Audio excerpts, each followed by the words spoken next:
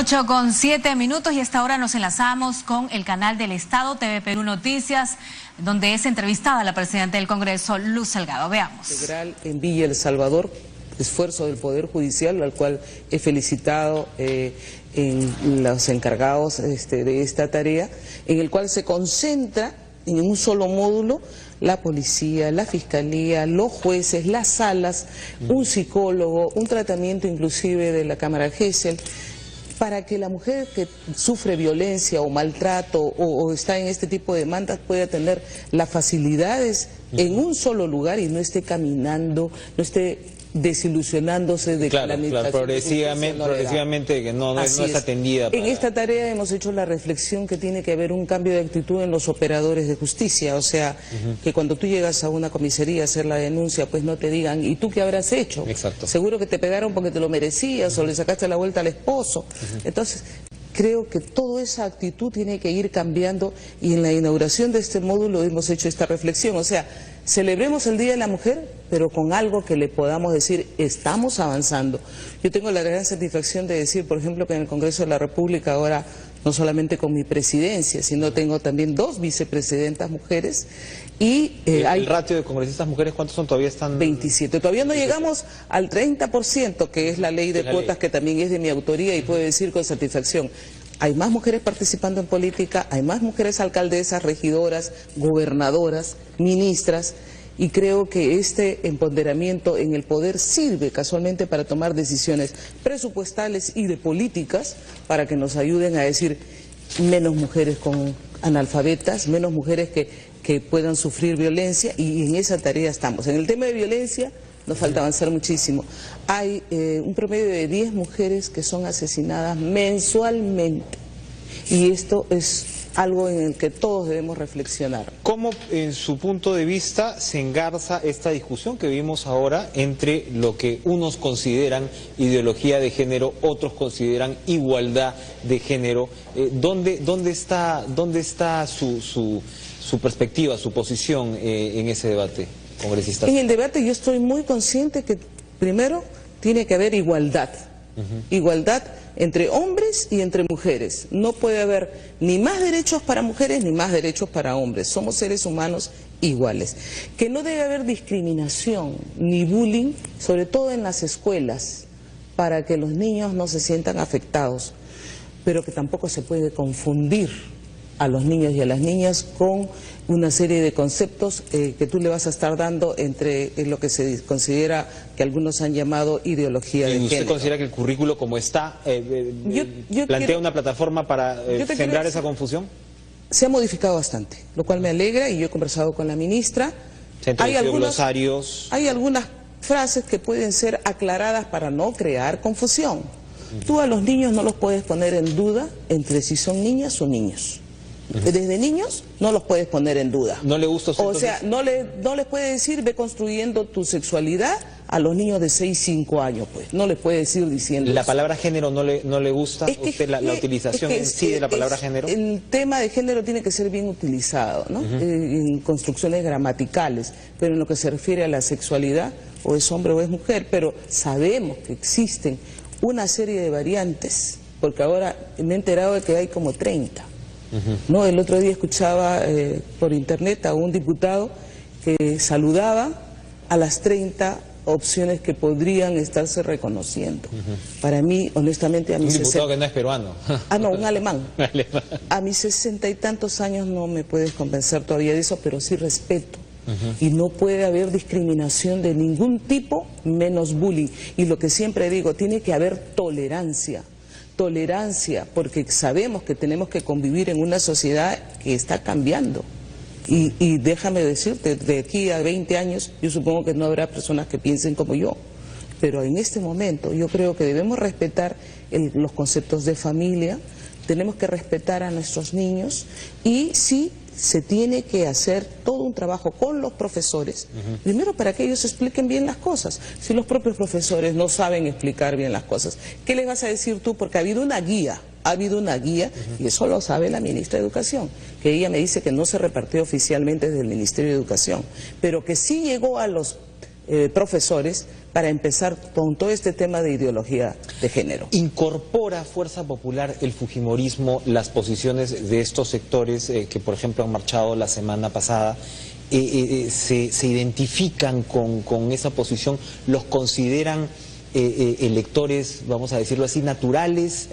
Porque siempre es importante, digamos, entender dónde está. Tú me dices como fujimorismo, yo te voy a decir que no soy vocera del fujimorismo. Popular, digamos, pero no soy vocera. Es una figura en destacada, este momento estoy como presidenta del Congreso y entonces respeto todas las opiniones. Como presidenta del Congreso, entonces, le pregunto, Luz, el tema de la interpelación al ministro Martín Vizcarra. Ayer ha sido visto. Yo le preguntaba fuera de cámaras porque los rumores que yo he recibido eran bastante, más que rumores, bastante estructurados de lo que parecía ser una... Fuera de cámaras porque los rumores que yo he recibido eran bastante, más que rumores, bastante estructurados de lo que parecía ser una posible estrategia del Ejecutivo de decir, si el vicepresidente, el titular de Transportes y Comunicaciones, pasa por el trance, digamos, de una interpelación con 90 preguntas, que no es poca cosa, ¿no?, para lo que puede ser nuestro Congreso, el Ejecutivo preferiría salvar la figura del vicepresidente y impulsar incluso una renuncia. ¿Ha escuchado usted esa versión y qué piensa de ello? ¿Vizcarra, en este caso, cree usted, se debería someter a la interpelación? Anoche, anoche no, en la tarde, porque estuvimos en consejo directivo, en primer lugar quiero comunicarte que ya se puso en conocimiento la moción de interpelación, porque es todo un proceso. Primero lo ve el consejo directivo, hoy día estamos en el pleno, se va a dar cuenta al pleno, pero no se debate. Mañana tenemos pleno, otro pleno, y entonces sí ingresaría a debate. Se admite o no se admite en la moción y posteriormente para la siguiente semana, si se admitiese en la moción, pasaríamos a coordinar la presencia del ministro. Sí he escuchado... Reconozcamos que esos procesos generan desgaste también, ¿no? O sea, en cualquier situación política. No, es un proceso más bien que está establecido en el reglamento y en la Constitución como para dar pase a que de repente una interpelación ha sido puesta en unos ánimos muy caldeados. Y que se enfríen un poquito las aguas. Un poco los ánimos para ir recapacitando en el tema. Ahora... sí se ha escuchado esos rumores, sí se ha escuchado esos rumores y como bien dices, la interpelación es para que la autoridad venga a dar mayor información de la que se ha expresado hasta en el transcurso de estos días. Y han surgido una serie de temas que no se vieron cuando el ministro Vizcarra acudió a la comisión permanente, porque no nos olvidemos que el ministro Vizcarra ha ido a la comisión permanente. Pero han ocurrido otros hechos. Entonces, han levantado estas 90 preguntas de parte de diferentes grupos políticos, entre los que no están, por si acaso, preguntas de Fuerza Popular. Y Fuerza Popular no ha aportado al cuestionario, no, o sea, se ha mantenido al margen. Así es, así es. Pero ha anunciado su apoyo, por supuesto, a la interpelación. Hay varios de nuestros congresistas que han firmado la moción, inclusive. Porque hay respuestas que se tienen que obtener, existen respuestas que no se nos ha otorgado y que en esta coyuntura, en este proceso tan engorroso que hay en el tema de la construcción del aeropuerto de Chinchero, es necesario aclarar, Ahora, si se desgasta o no se desgasta, siempre es, digamos, delicado colocar al vicepresidente en carteras muy complicadas, ¿no? Y la cartera de Transportes y Comunicaciones es bastante complicada. Usted es presidenta del Congreso, tienen una mayoría en Fuerza Popular, me acaba de decir que no es representante del fujimorismo, pero como actor político... No soy vocera. No es vocera del fujimorismo, pero como actor político, si usted estuviera en los zapatos de Vizcarra, ¿por dónde se inclinaría? Primero yo diría que sí es posible su renuncia porque él está ahorita no solamente con esa cartera complicada, sino con la vicepresidencia que siempre hay que reservar, hay que tenerla en un respaldo, pero no dejaría de responder todos los cuestionamientos. Yo creo que es muy importante que aclare también todo el panorama. La situación, usted acaba de decir, es complicada por el lado de Chinchero y también es complicado por el lado del proceso de Odebrecht, que ha abierto pues una caja de Pandora que no se tiene muy claro en realidad, además, cuál es la reacción institucional. Hay problemas dentro de la misma Fiscalía, evidentes diferencias entre Procuraduría y Fiscalía que hemos visto en los últimos días, denuncias que salen de la Procuraduría, e incluso no queda claro la reacción para que la economía no se vea afectada, ¿no? Al fin y al cabo. La economía está afectada. Somos de los pocos países que no tiene, lo repito constantemente, la legislación sobre leniencia que no permite pues de inmediato que la empresa, bueno, defina multas. La Procuraduría no quiere definir cuál es la reparación civil, ¿no? Y en todo caso, bueno, sigan adelante los proyectos. Acá se está hablando de una salida progresiva de Odebrecht. En fin, hay una gran confusión. ¿Cree usted que en el Congreso, en el que usted está al frente, se pueden calentar los ánimos, ¿no? Por ejemplo, hasta, digamos, complicarle la vida al presidente de la República? Y él mismo, pues, el presidente ha tenido que responder, bueno, no, yo no he recibido nada de Odebrecht, ante la denuncia, pues, de la procuradora, que se supone está bajo, no sé que tienen autonomía, pero está bajo el paraguas del Ministerio mismo de Justicia. ¿Cómo observa los próximos meses digamos, con la transparencia del caso?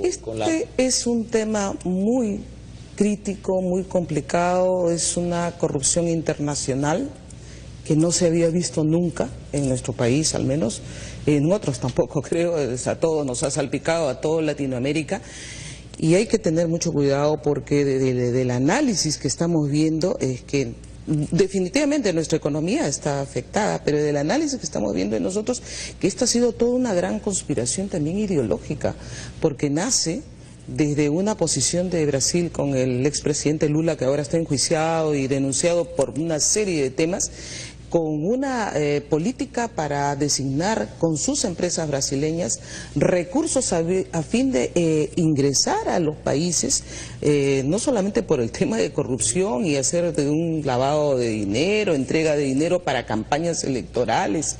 Se están descubriendo las diferentes campañas que han sido financiadas por Brasil y por Venezuela. ¿Por qué? Para una construcción ideológica que viene de una izquierda que ha actuado, para mí, soterradamente por sus fines ideológicos, no importándole que ingresaba la corrupción. Esa es la verdad del asunto, y eso no se está analizando. O sea, aquí por una cuestión supuestamente de un copamiento ideológico, se ha ingresado por el lado de la corrupción y han utilizado recursos de sus empresas para poder corromper a funcionarios, partidos políticos.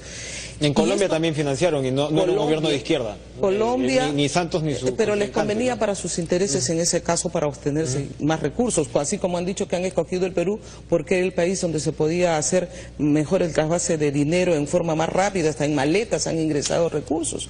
Entonces, creo que este tema, que todavía no termina, porque ahora recién también vamos a obtener la información de Suiza, recién se va a obtener todo lo que ha dicho los colaboradores eficaces en Brasil. Esto va a complicar más el panorama. Pero entonces, afino un poco la pregunta. ¿Debe el Congreso tener un papel en una situación como esta, o deberíamos dejar pues que el Poder Judicial y la Fiscalía hagan su trabajo por eso? El Congreso tiene la obligación constitucional de hacer las investigaciones, y es por eso que está la Comisión Lavajato. No puede abstenerse. Aquí supuestamente hay complicados, ya han salido denuncias de expresidentes.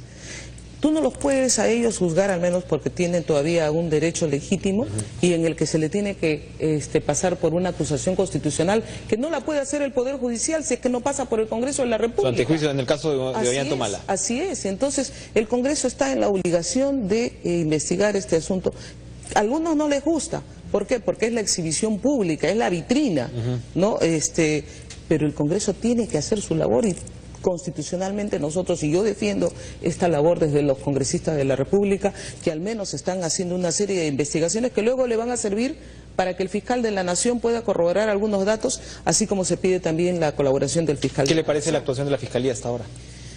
Yo creo que, a pesar de que muchos dicen que está atrasada en algunas cosas, están cumpliendo su labor, pero ojalá que puedan dar la información correspondiente de qué más cosas se están haciendo. Yo, por ejemplo, he recibido ya cartas del fiscal de la Nación solicitándome información de otras investigaciones anteriores que corroboran a esta investigación, porque parece mentira, todo se va concatenando, todo va cerrándose el círculo, y le estamos dando. Desde el Congreso de la República les dan una serie de informaciones que estaban archivadas en el Congreso como una cuestión reservada.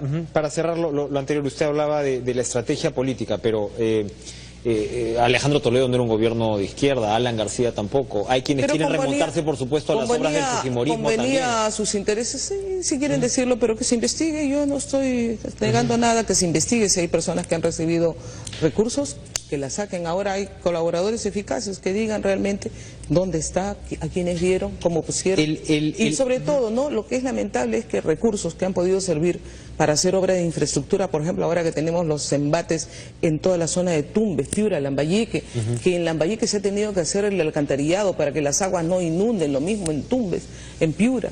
Y todos esos dineros que nos decían, no hay plata, se han ido a parar a manos y bolsillos privados.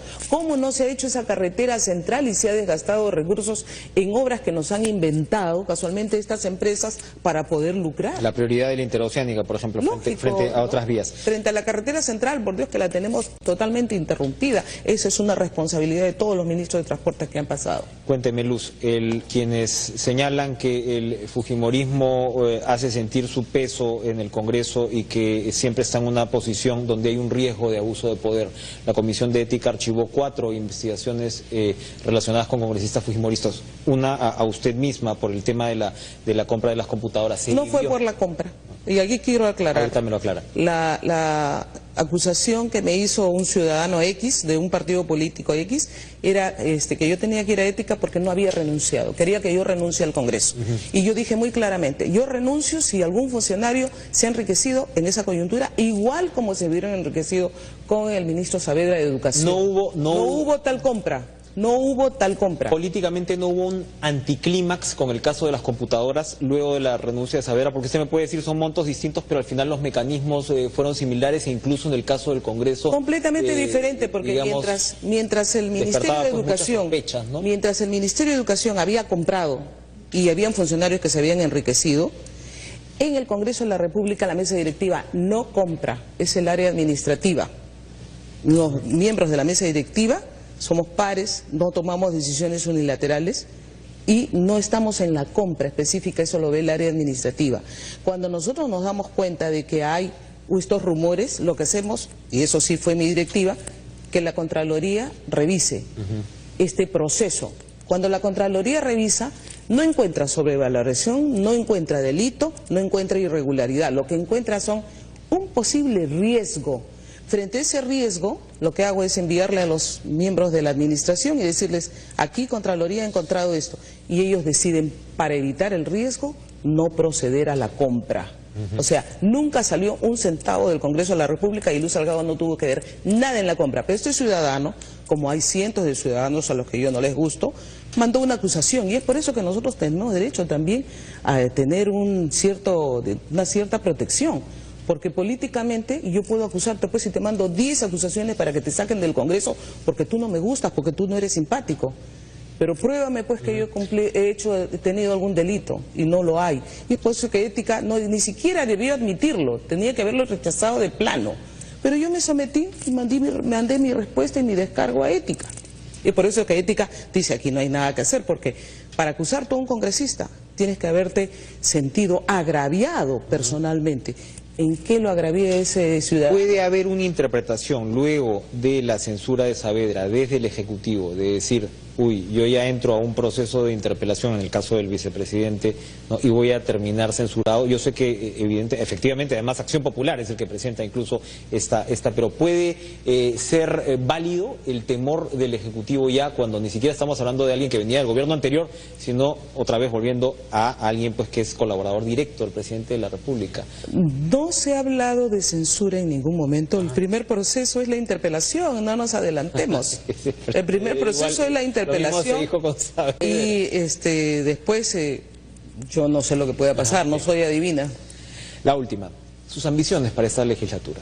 Y sus ambiciones, digamos, en el término de su presidencia del Congreso, en lo que corresponde a la labor central del Congreso, que es legislar. ¿Cuáles son las que a usted, las leyes que le parece fundamentales, que le interesa sacar adelante? Bueno, en esta segunda legislatura, en primer lugar yo me propongo que se pueda ver todos los dictámenes que ya tienen que estar listos para luchar contra la corrupción, que son varios, y ahora a raíz de todas estas denuncias hay una serie de nuevas iniciativas para ver cómo legislamos para controlar mejor estas contrataciones público-privadas, ¿no? De modo tal de que sí se pueda hacer una fiscalización más perfecta. Hay 10 proyectos que existen, 10 proyectos que han sido enviados por la Contraloría de la República, se están revisando los decretos legislativos. Por primera vez en el Congreso de la República hacemos un trabajo técnico exhaustivo con el grupo de trabajo que ve los decretos legislativos y la Comisión de Constitución, para ver cuáles están dentro del marco de las facultades que les hemos dado. Observó el Ejecutivo lo del NINEN y le han dicho que no es. Igual se elimina la comisión ya lo ha pasado ayer casualmente y vamos a ir por la insistencia. Y en alguna serie de proyectos que tendrían que haber sido anulados, decretos legislativos, lo que han hecho es colaborar conjuntamente para modificar y arreglarlos y de modo tal de conservar el espíritu de la norma y darle una salida. Ver temas sobre la seguridad ciudadana y ver temas también como ahora en la temática de mujer. El Senado. Es una discusión que está en la Comisión de Constitución, que tiene que dar su informe el grupo de trabajo que está viendo toda la reforma electoral.